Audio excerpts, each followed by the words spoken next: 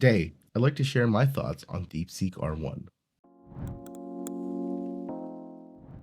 So, last week, the world completely freaked out about Deepseek R1, and I want to kind of just share my thoughts about why.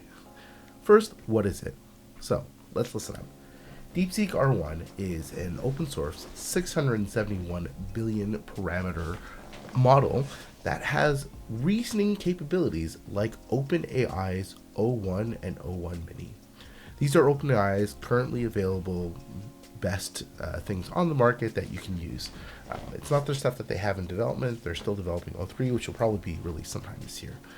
What's new about this type of stuff is that it can do this kind of thinking at test time or at inference time, which just means that when you're getting an answer from the LLM, from the model, you're not getting an answer just from its database. You're getting an answer where it's pulling up information, kind of processing it, thinking about it, and then thinking more, and then giving you and spitting out an answer afterwards. And we're going to see exactly what I mean about that in just a few minutes, because I think it's a lot easier to see and understand than to explain. So, the other interesting thing is that Deepseek has released several smaller distilled versions of the R1.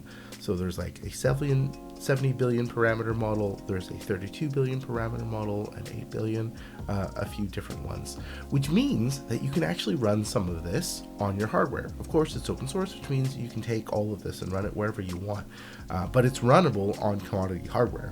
So if you've been watching any of my other videos about like how to set up your own home private AI, Deepseek is runnable on that. So I can run up to the 32 billion parameter model, with some limited context on my system at home on the build that I have. So let's just show you what it is. So here on my screen, I've got open my current home setup, my private setup in OpenWebUI, and you can see that I've selected Gemma 2 9B as one of the models I'm going to test, and I've also selected Deepseek R1 8B. I've selected these two because they're both pretty similar in terms of their size, and also they're small enough that I can actually run both of them concurrently on my current system. So here I am. Let's run this question. This is just a logic question, and you'll see really quickly how these two models do things quite differently. So it'll take a few minutes for the models to both load themselves up into memory. And what you're going to see here, interestingly enough, once they get started, is Gemma 2 there answering right away the question. Deepseek R1 is taking a little bit more time. I think it's still loading itself. But you can see that it's thinking. So even though it's loaded, it's not answering right away. It's doing this. And you can see here, if I open that up, whoa, it's doing quite a bit of thinking. And this is the big difference. I'll just make that smaller. So I think it's probably, like I've tested this before, I think it's going to think for about 80 seconds, 90 seconds or something like that. But this is the major difference between the reasoning models. They will do all of this sort of thing before giving you an answer. So here, I think this is the answer.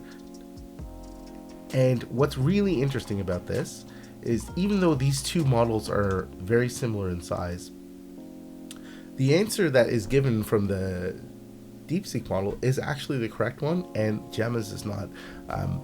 I think the power of the whole reasoning thing is that it can make a model that is maybe not that smart or whatever better because it's going through itself and thinking.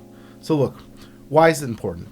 One is that reasoning ability. I think that's actually a pretty cool and neat feature. I think that's why everybody is really excited about this and about reasoning in general. It's one of the things that's the next step to the whole concept of AGI, whatever you think about that. The other thing that's important is that it's open source, which means it's in the hands of many people. That has some downsides or some potential risks. Some actors fear that a Chinese AI or a Chinese business having their AI dominate the market because it's available and because it's competitive and powerful. They have geopolitical fears and economic fears, and then perhaps as well some AI safety fears. So that's also one of the big things that's happening and why people are kind of freaking out. The other aspect is cost. So allegedly, I say allegedly because there's a lot of discussion back and forth still about this. This model was much cheaper to train on less hardware and less expensive hardware.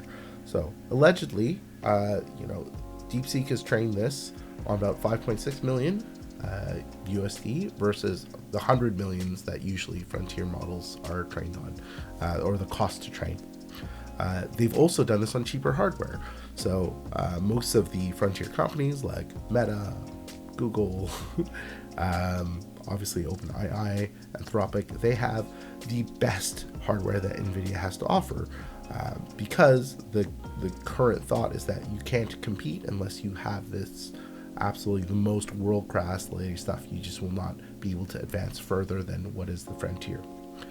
So of course them doing this does DeepSeek being able to do this on less than the best hardware is also compelling things in terms of cost, and that cheaper hardware is why NVIDIA's stock, or part of the reason why NVIDIA's stock took an absolute beating, because people are saying, well, then why are we investing in NVIDIA? Do we need NVIDIA? Do we need the biggest thing?